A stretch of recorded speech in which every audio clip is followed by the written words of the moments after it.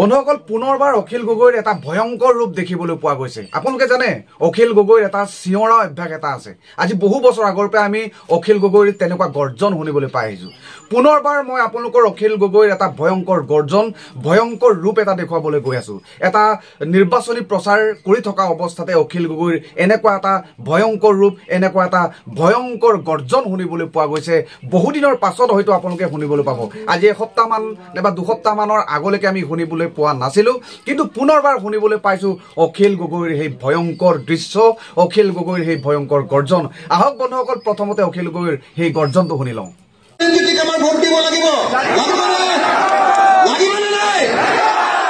সবে হাত তোলা নাই, গণ্ডগোল আছে নেকি?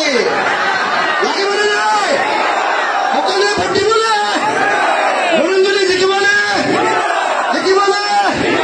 মই সকলোকে অনুৰোধ কৰিছো, আপোনালোকে নৰেন্দ্ৰজীক নিজে ভোট দিয়াই নহয়, ইয়াৰ পৰা গৈ আপোনালোকে গাঁৱে গাঁৱে কব যে লুৰিণ ভাইটিক আমি তুলিছো। লুৰিণজ্যোতি আমাৰ মিটিংখনত পুৰুষ মহিলা চব আছে, থাকে কেলে? আমাৰ ইয়াততো পুৰুষ মহিলা চব আছে। হিমন্ত বিশ্ব শৰ্মাৰ মিটিংখনত আপুনি যাবচোন, বিজেপিৰ মিটিংখনত আপুনি যাবচোন, চব মহিলা। কেলে বাৰু কওক? কেলে? তেওঁলোকে এখন কাগজ চপা কৰি উলিয়াইছে। দুটা কাম কৰিছে তেওঁলোকে। এক নম্বৰ, আপোনালোকৰ চবৰ মোবাইলে মোবাইলে তেওঁলোকে কাৰণে অলপ বেয়াও পায় চিধা চিধিকে কওঁ কাৰণে, কিন্তু চিধা চিধি প্ৰথম চিধা চিধি কথাটো হ'ল সৰ্বানন্দ সোণোৱাল জিকিলেও হাৰিলেও ডিব্ৰুগড়ৰ একো লাভ লোকচান নাই, হয়নে নহয় কওক? কিমানবাৰ মানুহজন জিকি আছে, কিন্তু ডিব্ৰুগড়ত অসমীয়া ভাষাত যে কয় একোডাল ফালিব পৰা নাই, একোৱে ফালিব পৰা নাই, হয়নে নহয় বাৰু কওকচোন আপোনালোকে? হয়নে নহয় কওক? একদম মই যেতিয়া হাইস্কুলত পঢ়ি আছিলো তেতিয়াই সৰ্বানন্দ সোণোৱালহঁতে কৈছিলে যে নামৰূপ সাৰ কাৰখানাৰ চতুৰ্থ গোটটো স্থাপন কৰিব। কৈছিলে নে? আচল থাকোঁতে আন্দোলন কৰিছিলে নে? তাৰপিছত তেওঁ কি হৈ গ'ল? তেওঁ MLA হ'ল, তেওঁ MP হ'ল, তেওঁ কেন্দ্ৰীয় মন্ত্ৰী হ'ল, তেওঁ মুখ্যমন্ত্ৰী হ'ল। যিমান কৰিব পৰা তেওঁ যিমান পদবী আছে চব পদবীতে তেওঁ বহি ল'লে, কিন্তু ৰিজাল্টটো হ'ল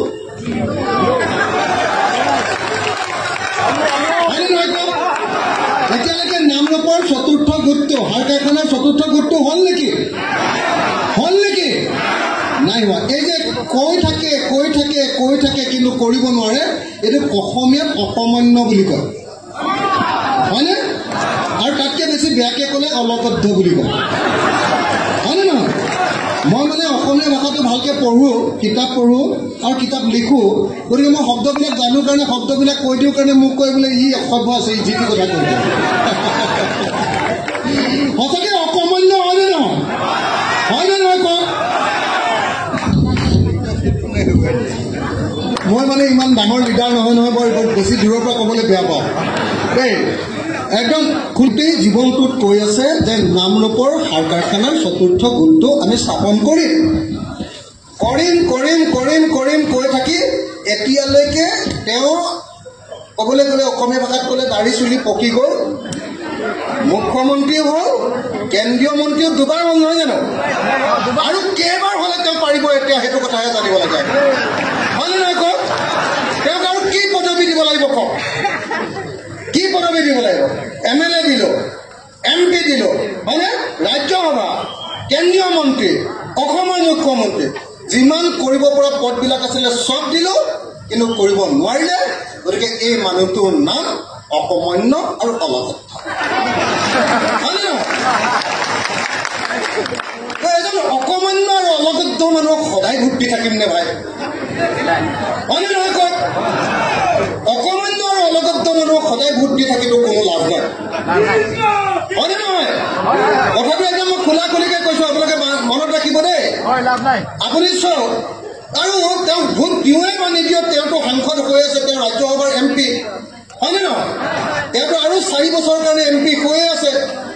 যদি কাইলৈ বিজেপি চৰকাৰ হয়, তেওঁতো আকৌ আমাৰ ইয়াত নিজিকিলেও আকৌতো তেওঁ মন্ত্ৰী হ'বই, তেওঁৰ কাৰণে MP হৈ আছে, হয়নে নহয়?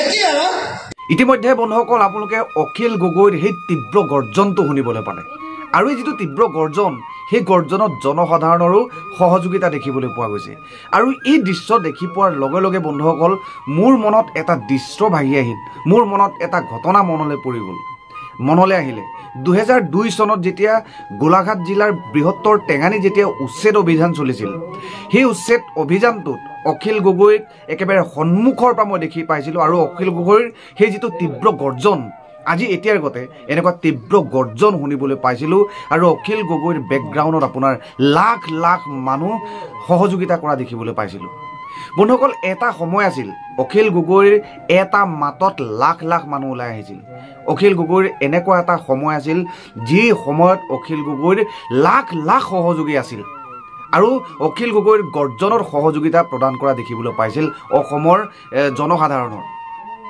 এতিয়া আটাইতকৈ ডাঙৰ কথাটো হৈ গ'ল বন্ধুসকল নিৰ্বাচনী প্ৰচাৰত অখিল গগৈৰ আজি নিৰন্তৰভাৱে অখিল গগৈ এনেকুৱা ধৰণৰ মন্তব্য প্ৰকাশ কৰি আহিছে নিজকে জয়ী কৰিবৰ কাৰণে আৰু নিজৰ সহযোগীসকলক জয়ী কৰিবৰ কাৰণে সহযোগিতা প্ৰদান কৰা দেখিবলৈ পোৱা গৈছে আৰু এনেকুৱা ধৰণৰ তীব্ৰ গৰ্জন মাজে মাজে শুনিবলৈ পোৱা গৈছে বন্ধুসকল এতিয়া কথাটো হৈ গ'ল আগৰ এটা সময়ত যেতিয়া অখিল গগৈৰ গৰ্জনত হাজাৰ হাজাৰ লাখ লাখ মানুহৰ সহযোগিতা দেখিবলৈ পোৱা গৈছিল কিন্তু এতিয়া আটাইতকৈ ডাঙৰ কথাটো হৈ গ'ল আগন্তুক নিৰ্বাচন যিটো সেই নিৰ্বাচনত অখিল গগৈৰ হৈ পেলাই এনেকুৱা ধৰণৰ সহযোগিতা অসমবাসী ৰাইজে দিবনে নিদিয়ে নাইবা শিৱসাগৰ ৰাইজে দিবনে নিদিয়ে নাইবা আপোনাৰ যোৰহাটবাসীয়ে দিবনে নিদিয়ে নাইবা ডিব্ৰুগড়বাসীয়ে দিবনে নিদিয়ে সহকৰ্মীসকলক জিকাবনে নিজিকায় সহযোগিতা আগবঢ়ায় নে নবঢ়ায় এনেকুৱা ধৰণৰ বহুতো প্ৰশ্ন উত্থাপন হৈছে মানুহৰ মনত আৰু সেই যিটো দৃশ্য হ'ব ভৱিষ্যতে সেই দৃশ্য কিন্তু যথেষ্ট লক্ষণীয় হ'বলৈ গৈ আছে বন্ধুসকল কিয়নো